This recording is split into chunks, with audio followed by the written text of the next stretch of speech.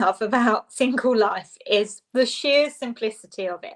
Life is straightforward. If you forget to reply to a message, no one launches a full-scale investigation. If you burnt your dinner, not that I particularly do that, but there is no audience. And if I want to spend a Sunday on the sofa watching rubbish TV, absolutely nobody asks me my plan for that day. And single life has that one unbeatable advantage. You're responsible for yourself and only yourself, unless obviously you have kiddywinks, or in my case, I have a pooch. But what's this got to do with business? Well, business doesn't offer that same luxury. Sarah here, aka the business fixer, because the moment you start delivering work for clients and you're running a team and maintaining any sort of standard, you ultimately become responsible for multiple people, not just yourself.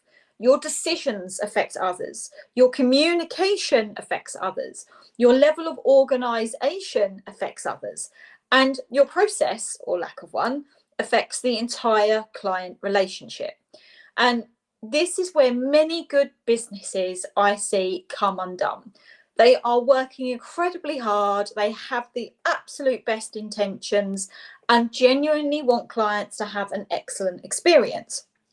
Yet, the client delivery process is inconsistent, unclear, or overly dependent on one or two key people. Because of that, clients then feel frustrated, team members work in the dark, and the business owner finds themselves dragged into unnecessary firefighting. Does any of this sound familiar? Now, this isn't a problem of effort. It's a problem of structure. And the thing is, when you are growing a business, often the structure is what gets lagging behind.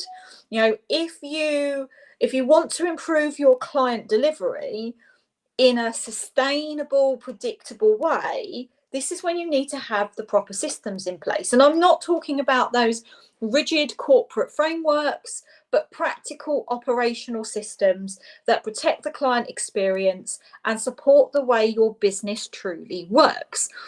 But before any of those systems can be built, you need to understand the full journey that your clients go through from the very first inquiry, and even potentially before they even speak to you, right the way to the final handover. And this is what I call client journey mapping, right? Now, many business owners assume that they understand their client journey. In their minds, it's simple. The client signs up, the work happens, the work is delivered, and the project ends. But actually, when we start to look closer, the reality is far more complex. There are a dozen of hidden gaps, nuances, and moments that shape how confident a client will feel throughout their time with you. And you want them being confident. And this is where the client journey mapping is absolutely crucial. And it's an act of setting out step by step every stage a client goes through, from the moment they make contact, the moment they complete to the moment that they complete the relationship with you. It includes every interaction, every communication, every expectation, every handover, every pause, every moment of uncertainty, and every decision point.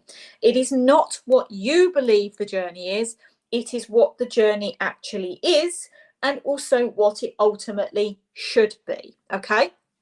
So when you map the journey out properly, you can make the invisible visible. You see the points where clients feel unclear, where communication may tend to drop, where tasks get lost between your team members, and where expectations begin to drift. It exposes the gaps that create frustration for your clients, the delays, and the inconsistency, long before a client ever actually points them out to you, if they ever do, or one of these clients that just keeps quiet and never comes back. This is where the internal and external realities collide. You might believe that your journey is smooth, but I tell you, it's probably likely that the client is experiencing something very different. So mapping that journey forces you to consider every stage from their perspective, what they see, what they know, what they need to feel confident, and when they need reassurance, and what they should be experiencing in this whole journey. This is not an admin exercise. This is a really important diagnostic tool, because once the entire journey is laid out clearly, you begin to notice patterns. You see the moments where something is missing, where assumptions creep in, and where your team are forced to improvise because the process has never been properly defined. You also see where you, the business owner, have unintentionally become the default problem solver, which I know most of you are, simply because no system exists to guide the situation elsewhere. Mapping the journey gives you the clarity, the systems give you the consistency, and together they give you a delivery experience your clients can rely on, right? And this is what creates the foundation for the 5 core systems I'm going to talk to you about. Because once you understand the journey, you can design your systems that support that. The systems exist to strengthen the journey, not the other way around. When the journey is clear, the systems become obvious, and that is where the delivery begins to shift from reactive to consistent. How many of you are constantly in reactive mode in your business? Okay, these systems are practical, operational, and rooted in the real day-to-day of your client service delivery. They ensure your team work with clarity, your clients feel informed, and your delivery standard is consistent regardless of who carries out the work. So let's break them down. So the first one, the scoping and proposal system. Now, most client problems are born long before the actual work begins. They start at the point where the scope is discussed, or more accurately, where it's not thoroughly discussed enough. Now, a strong scoping system creates a shared understanding from the beginning. This means having a structured conversation, not an informal chat. How many of you have those informal chats? You ask the same set of questions every time, so nothing ever gets missed. This is where, yes, it needs to be a conversation. You don't want it to feel forced, but you do want to make sure that you have all of the information that you need, so that things like objectives, timeline, internal pressures, preferred communication style, risk factors, decision makers, and whatever, the successful outcome looks like to the client are all thoroughly covered. This is then documented properly, because this is the key, right? So you constantly are going, but you can constantly go back to it. The client can go back to it. You can go back to it. And I do mean it has to be documented properly here. A proposal or scope document is not a paragraph in an email. It's clear, written outline that defines what you deliver, how you deliver it, what is excluded, and what the client should expect at each stage. It becomes the single reference point if confusion arises. Now, some of you may be working on a project which has multiple steps, okay?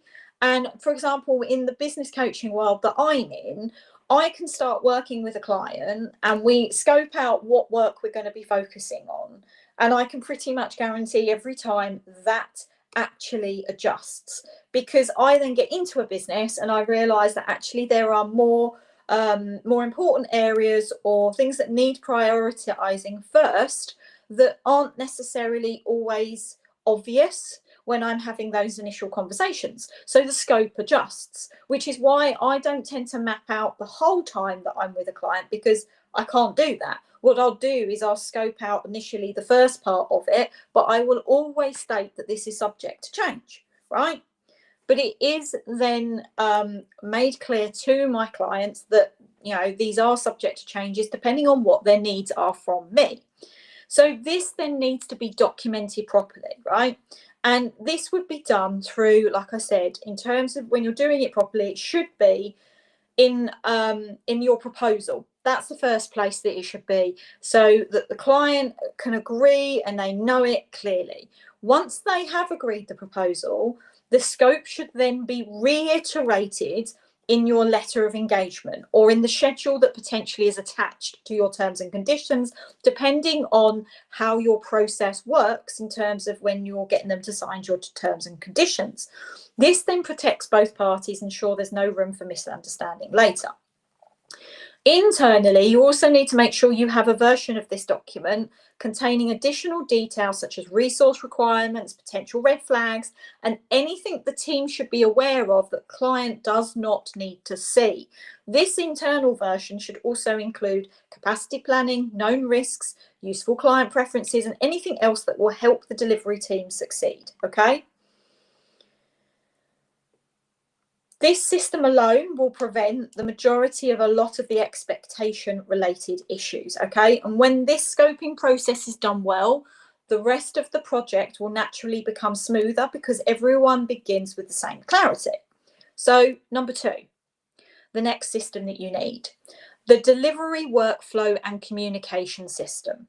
Once the work begins, clients judge you less on the tasks that you're necessarily completing and more on how informed they feel.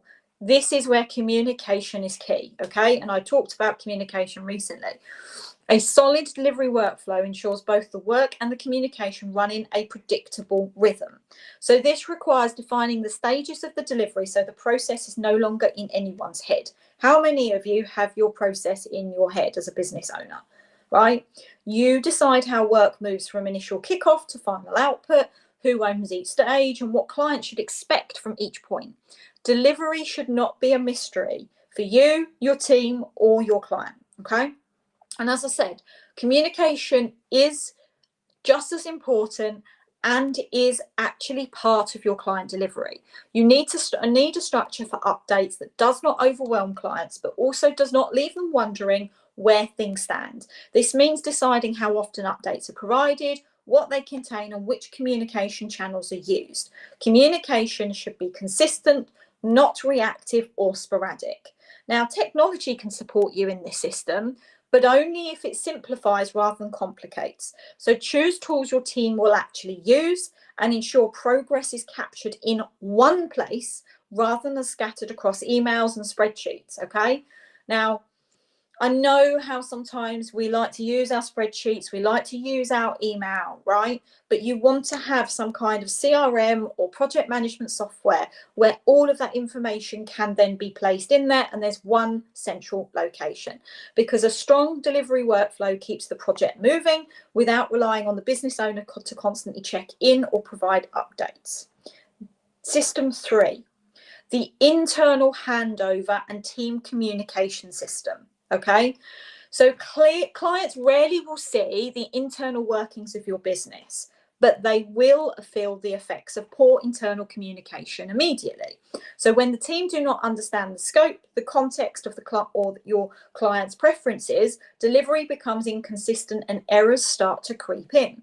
So a proper internal handover process prevents this. It means having a structured meeting where the project is transferred from one person to another, along with the scope, deadlines, important nuances, potential risks, and anything the client expects that may not have been said explicitly. You also, again, need to have a single source of truth for the client information. This is, again, not about fancy software. It's about ensuring everyone knows where the notes live, where progress is tracked, and where updates are recorded. When information is centralized, quality is then a consistent thing, okay?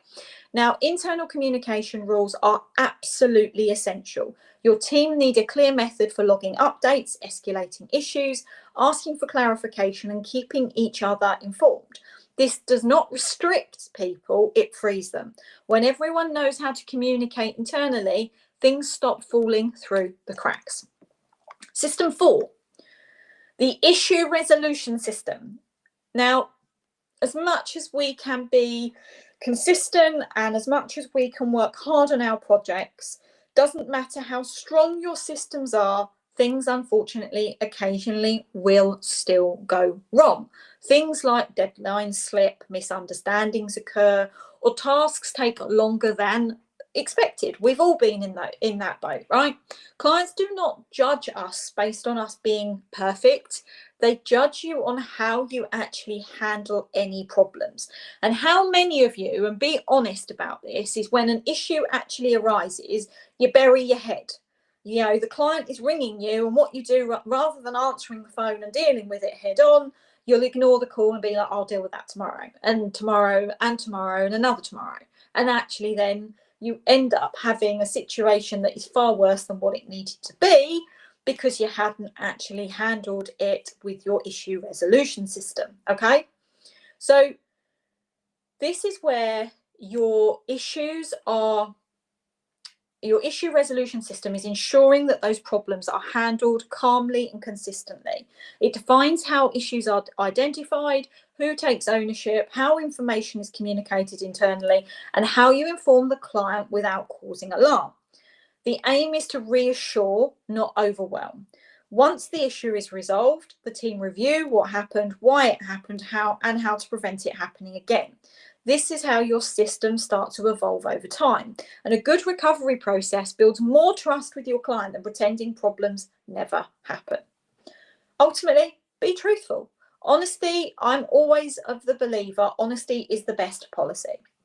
Okay, the fifth system, the final system that closes the loop.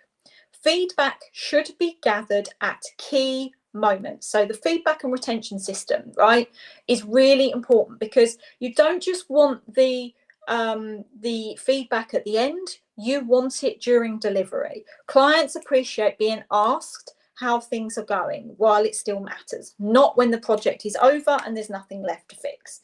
At the end of the project, yes, you should hold a proper review, not a vague chat, but a structured conversation that uncovers what went well, what could have been improved, and what the client would have valued more of. These insights can then be documented internally so improvements do not get forgotten. And finally, you guide the client into the next phase, whether this is additional support, a new project, or a maintenance style relationship. This ensures your efforts do not end with the final deliverable of that particular project, because retention is not an accident. It is a system, okay? So when these 5 systems work together, the entire client delivery process becomes more predictable, more reliable, and far less dependent on any one individual. So clients then feel informed and supported, your team know what to do and when, and you get to step out of your business, out of the daily chaos, because your business finally has the structure to run properly without you, okay? So if you are in a situation where any of this sounds familiar and you are ready to understand where potentially your delivery is breaking down in your business and what systems you may need to implement, then I would suggest booking in your free business performance strategy session with me. And it gives you that opportunity where we can really understand where you are at in your business, not just in relation to your client delivery, but any other aspects in your business that you may feel like could be optimized, right? This isn't about necessarily things being broken, it's just about efficiency and optimization. And systemizing is one of the key things that I see in businesses, that as businesses grow, they don't systemize. And that's when things start to really slip through the cracks. It's not an intentional thing, it's just what happens. And this is exactly the sorts of things that I help businesses with.